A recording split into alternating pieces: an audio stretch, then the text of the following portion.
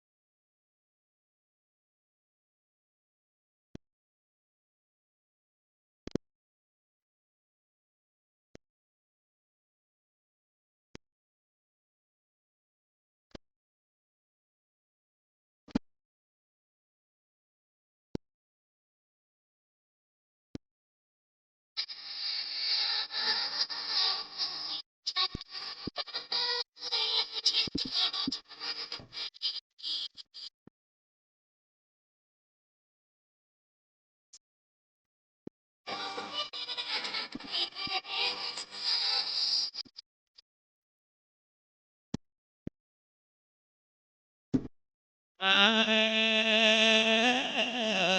យសូមប្រសិទ្ធអើយពីស្អីបានក្តីមក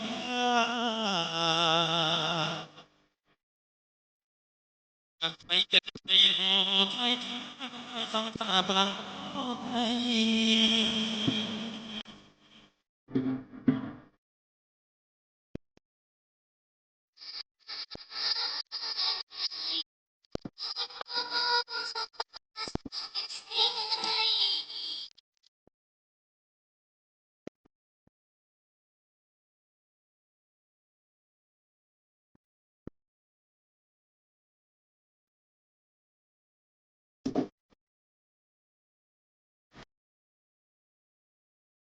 បងដែលកំពុងតែស្វែងរកម្សៅចេកណាំវ៉ានិងម្សៅក្បាលល្មៀតសុទ្ធ 100% យកទៅធ្វើ scrap ឬយកទៅឆុងតែក្តៅញ៉ាំអាចកំងតាមខ្ញុំបានណាខ្ញុំធ្វើសុទ្ធដោយដៃខ្លួនឯង 100% អត់មានលាយម្សៅអត់មានអីទាំងអស់អត់មានដាក់សារធាតុរក្សាទុកអីទេពុកម៉ែបងប្អូនទិញយកទៅញ៉ាំធានាថាល្អចំពោះសុខភាព